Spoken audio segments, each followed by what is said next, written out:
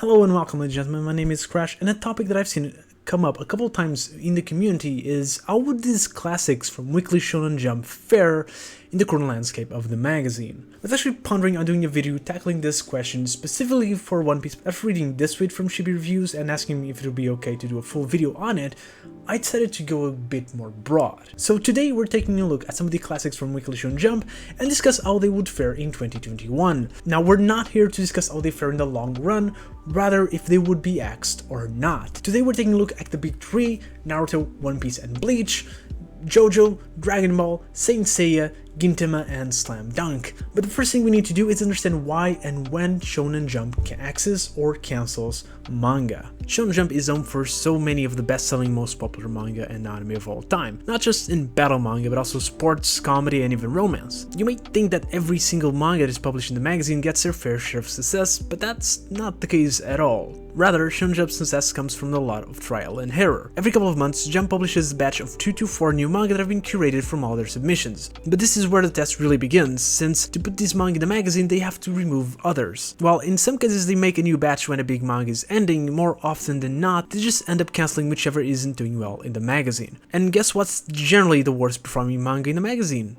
The new ones. This creates a brutal regime in which the manga has around 15 chapters or so to prove itself to be a great asset to the magazine or be cancelled. Now it seems that people more or less assume that these cancellations are new, at least I think that's why a lot of people argue that some of these manga wouldn't survive nowadays, but it's not. The very first manga to be axed in the magazine is one called Kujiro Daigo, which also happens to be the very first manga to be published in it. I've made a full video on that, link on the upper corner, but yeah, Shonen Jump has been axing manga since day one. So the question isn't if the classics would survive in this ruthless regime, because they have already. Rather, it's more if they would survive in the current landscape of Jump, having in mind the current trends, the manga in the magazine, and the community. Now, Shonen Jump is generally a bit brutal with their axes, with the exception being in 2020, in which way too many big titles ended, so a lot of the manga that probably would have ended earlier managed to stay for a little while, and some of them used that to slowly build a core audience that would solidify their place in the magazine. Works like Mission Yuzuru Family and Undead Unluck fit in this criteria. While not instant successes, they are now manga that are doing quite well, all things considered. It also helped for some of the manga to have longer runs than usual, like Gravity Boys, Art Ball and Dolphin, Mori King and Mitama Security, which all lasted between 30 to 50 chapters. But I don't think this would happen nowadays. Last year Shonen Jump was going through its transitional phase, and while the phase is not over, we're past the part where Jump gave second chances to manga that wasn't doing well. Titles like Mashle, Sakamoto Days, Blue Box and The Elusive Samurai already proved that they're going to do well, so while Jump still needs to nurture these and get a couple more big titles on their belt, the amount of slots open is starting to close. And while some big titles are ending, they are probably still going to last a little bit more. We're back at having tons of manga acts quickly, 15 chapters to prove yourself or you're out. A good example of this that I want us to study a bit is the most recent cancellation,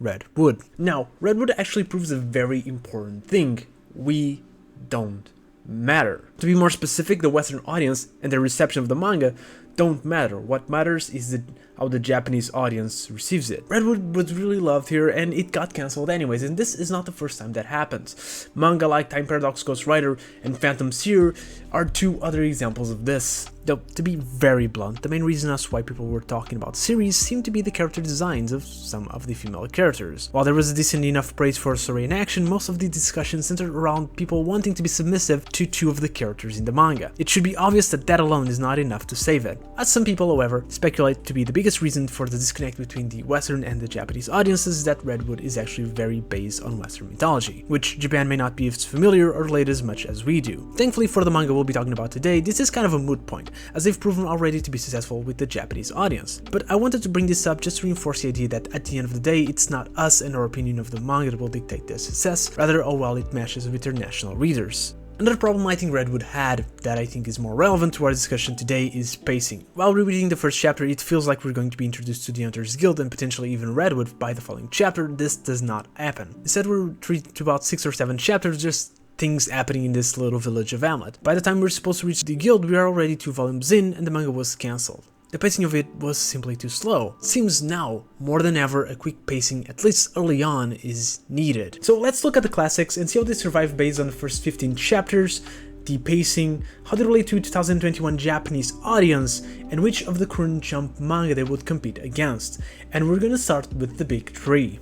Bleach and Naruto are two manga that I honestly think would have good chances of survival. Naruto's first chapters are a perfect balance of character introductions, action, and lore dump that I think would make a large audience interested. By chapter 15 we're already midway through a battle with Zabuza, which I think is a pretty solid show of Naruto's biggest asset, its fights. Plus, even though I've mentioned before that I'm not a big fan of the main character, I think is someone that is presented as a very relatable one, that a lot of people will probably attach themselves to, and Kakashi and Sasuke are great characters to have in the early chapters as well. I have 100% certainty that Naruto will still survive the cruel landscape of the magazine. If pacing is the main concern, I won't worry about Bleach at all. The manga starts its action pretty much right away, it's pretty aesthetic and really cool overall. I'm not really sure if the Evi 1000 style of the characters will have any big effect on the popularity of the manga. Bleach came out when I was a young teen and the characters dressed in a way that I still think looks cool in 2021, but I'm not really sure about how the teens of now would react to it. But I don't think it's something that would kill the manga. I think the only thing that could kill Bleach is Jujutsu Kaisen. It's a bit of a paradoxical situation really, as Bleach, especially early on, feels a bit like Jujutsu Kaisen, but that's because of its influence on Gege. So JJK will probably be different at Bleach debut in 2021. But since it's really impossible to know how and to what extent, we're going to have to assume that JJK is the same as it is right now. Then in this situation, Bleach is kind of in the same position as Phantom Seer, in the sense that it's playing on a kind of battle manga that already has one manga really flourishing in the magazine. With the popularity of JJK right now, it's easy to assume that the editorial in Jump would not go with starting Bleach over current Jujutsu Kaisen. Now, it could keep it, as this version of Bleach could even potentially get some early popularity from Jujutsu Kaisen fans, same way Mashle got from One Punch fans. It's hard to say compared to Naruto, but I think Bleach would still have a good chance of survival. As for One Piece, that's the other one, right? As a One Piece fan, I won't say yeah, of course it wouldn't be cancelled. It's hard to think of Shonen Jump without One Piece. It is half of its annual covers, and it really gives a big fuck you to the table of contents by being always on top 3 spots. Jump plays favorites when it comes to One Piece, but only because One Piece has proven itself to be a massive seller that deserves to be the favorite. But when we look at early One Piece, it's easy to tell the quality of the manga has certainly increased since then. First 15 chapters put us in the middle of Orange Town, that's a good portion of the story. I think Romance Dawn is great, the first chapter is amazing, Zoro is a good first character to be introduced, and we get enough action and plot that I think ends up being a pretty solid manga. Still,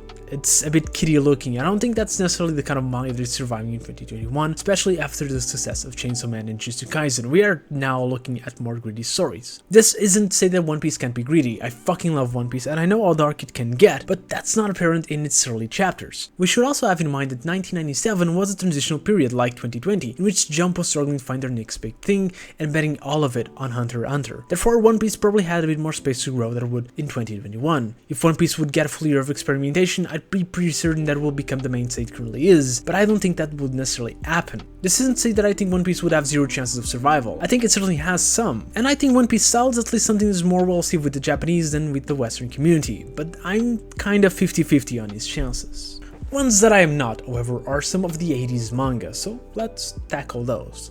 Contrary to pretty much all the other manga we'll be talking about, there have been some massive changes in what is expected from a manga now from when they were released. This means that I have no problems in saying that JoJo's Bizarre Adventure and Saint Seiya would not survive had they started the exact same way they did in 2021. This is not a jab at them, even though I have a lot of jabs to throw at those two. It's just that manga has evolved and both series have evolved as well. That's why they're still alive in some form or another, but their initial chapters, they are outdated. Sensei's innovations to genre have been improved massively since the manga is released, and JoJo's first part is very much rooted in what Okudo no Ken had established as the go-to in 80s battle shonen, which has since then made obsolete by manga like JoJo's very own parts 3 and 4. At the very best, JoJo could find a niche in fans of Okudo no Ken-esque manga as some sort of revival, which is more than I can say about Saint Seiya, as that one just does things similarly enough to modern battle shonens to bring Zero to the table. Still, I don't think that niche will be enough to keep JoJo afloat, and so we'd never reach those later parts.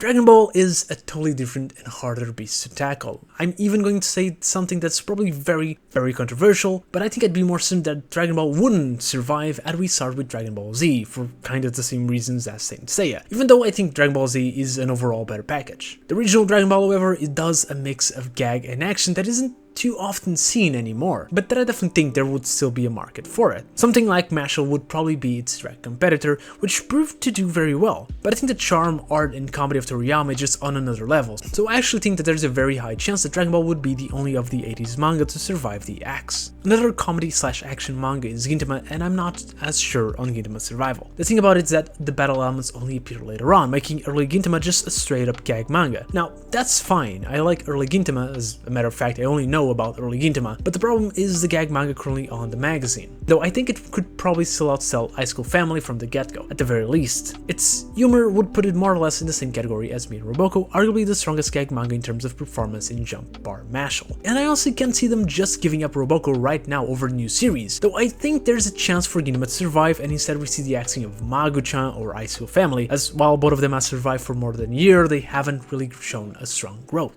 So there's definitely space for a new comedy manga to rise, and Gintama certainly would fit that bill. It really depends on how the editorial would feel about kicking a series that is more unique in the current roster over one that isn't, but probably will sell more. Finally, I want to talk about a series that I have almost 100% certainty that would stay in the magazine, and that would be the massive classic that is Slam Dunk. I think Slam Dunk would not only survive, but it would be, out of the manga we talked about today, the biggest asset to the magazine right now. While One Piece is still the magazine and the others have influenced enough that the elements they brought to the table are still being used by a lot of manga current roster, Slam Dunk is something the magazine hasn't had since the ending of Haikyuu, a solid, pure sports manga. And that's not a small niche. Sports manga have been published in the magazine non-stop since its early days all the way to now. And the magazine certainly has tried to publish new sports manga to fill the gap, but has failed for the most part. The only exception being Blue Box, which mixes sports and rom-com in a very unique way, but I don't think Blue Box is filling the same scratch as Haikyuu was. On the other hand, Slam Dunk would. It's a pure basketball manga and it's a fantastic one that I think would be an instant success. Slam Dunk would probably be as big seller in 2021 as it was in the 90s. So yeah, that's my take on this discussion. Do you agree? Probably not. So let me know your own opinions in the comments down below. And don't forget to do the subscribe and like thingy if you like the video and you haven't yet. And if you think you need to watch more videos of mine before you decide to do that, I agree. Can I suggest this video on the left on the future of Weekly Shonen Jump? Hope to see you there. And if you are still here, thank you very much and I'll see you next video.